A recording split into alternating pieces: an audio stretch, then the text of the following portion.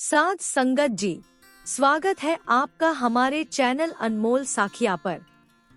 Video शुरू करने से पहले कृपया हमारे चैनल को सब्सक्राइब करें और बेल आइकन दबाएं, ताकि हमारे हर नए वीडियो का नोटिफिकेशन तुरंत आपके पास पहुंच सके।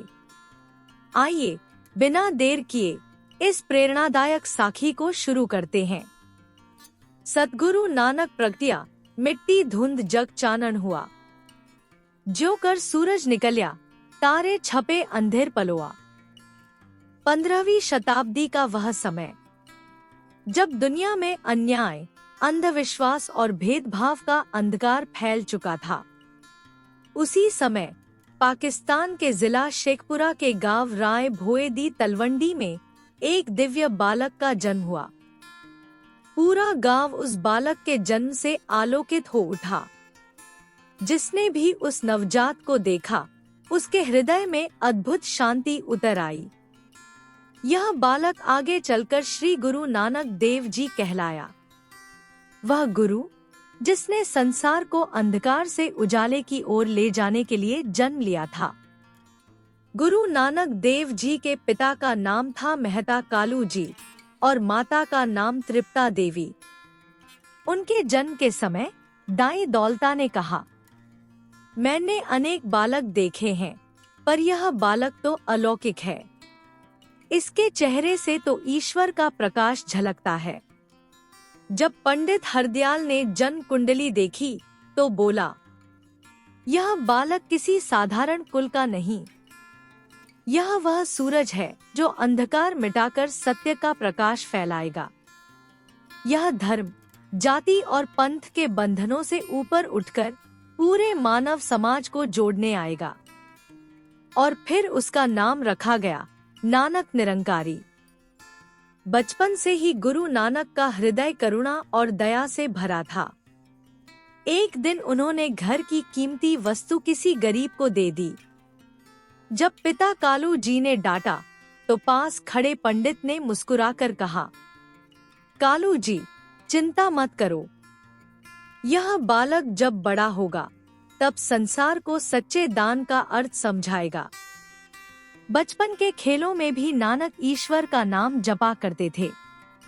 उनके मित्र जब खिलौनों में मग्न रहते तो वे कहते, इन खिलौनों से क्या मिलेगा?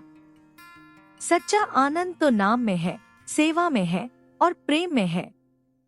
5 वर्ष की आयु में जब उन्हें अक्षर ज्ञान सिखाया गया तो उन्होंने उड़ा अक्षर पढ़ते हुए कहा, उड़ा का अर्थ है ओंकार, वह परमात्मा जो सर्वव्यापी है, जिसका कोई आरंभ नहीं, कोई अंत नहीं। पंडित हरदयाल उनकी बात सुनकर हैरान रह गया। समय बीतता गया। जनेऊ संस्कार का दिन आया। गुरु नानक देव जी ने पूछा, क्या यह धागा आत्मा को पवित्र बना सकता है? और फिर कहा, दया की कपास, संतोष का सूत, संयम की गांठ और सत्य की डोर। ऐसा जनेऊ पहनना चाहिए जो कभी टूटे नहीं, कभी मैले न हो। सभी मौन रह गए, जैसे सत्य स्वयं उनके मुख से बोल रहा हो। एक दिन पिता ने उन्हें 20 रुपए दिए और कहा, जाओ नानक, जाकर सच्चा व्यापार करो।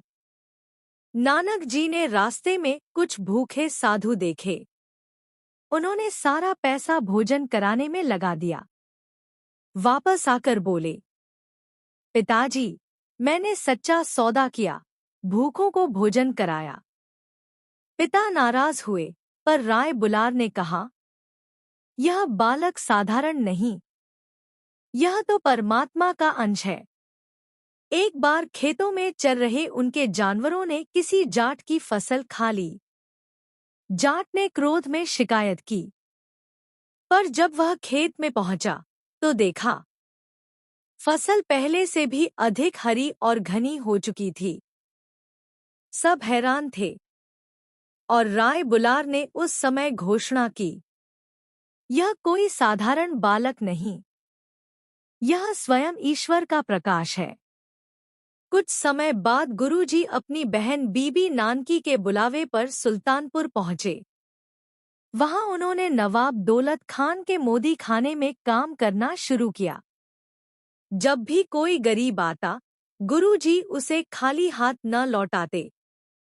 वह कहते, यह सब तेरे से ही है और तेरे में ही है। इसलिए जब भी अनाज तोलते तो कहते, तेरा तेरा, क्योंकि उनके लिए सब कुछ परमात्मा का था। एक दिन हमेशा की तरह वे बेई नदी में स्नान करने गए।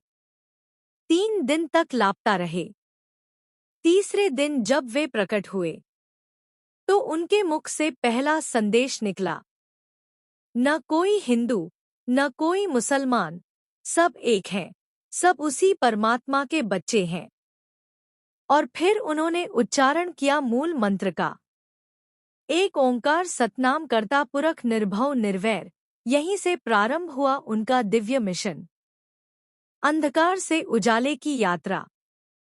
इसके बाद गुरु नानक देव जी ने चारों दिशाओं में यात्राएं की। उन्होंने मंदिरों, मस्जिदों और हर धर्मस्थल पर जाकर एक ही संदेश दिया, ईश्वर एक है। वह किसी एक धर्म का नहीं बल्कि सबका है।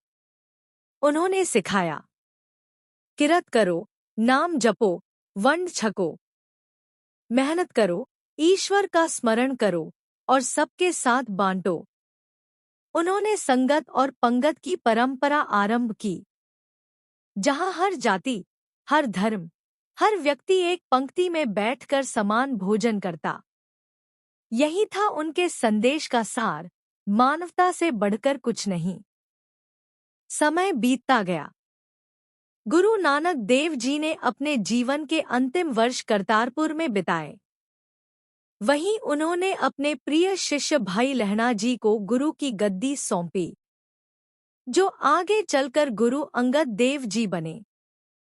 1539 ईस्वी में जब उन्होंने अपने शरीर का त्याग किया तो हिंदू और मुसलमान दोनों उनके भक्त थे। जब उनके ऊपर से चादर उठाई गई तो शरीर नहीं था, केवल प्रकाश था।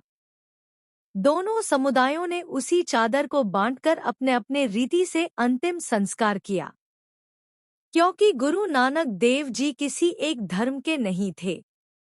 वे तो संपूर्ण मानवता के गुरु थे। उनका जीवन हमें सिखाता है कि सच्चा धर्म वही है जो सब में प्रेम और एकता जगाए। ईश्वर एक है और वह हर हृदय में बसता है। और आज भी जब हम उनका नाम लेते हैं तो वही ज्योति हमारे भीतर जगमगाती है, जो तलवंडी से चली थी और पूरे संसार में प्रकाश बन गई। सद्गुरु नानक प्रगटिया, मिट्टी धुंध जग चानन हुआ। जब नानक का प्रकाश फैला तो अंधकार सदा के लिए मिट गया। साथ संगत जी, यह साखी कैसी लगी?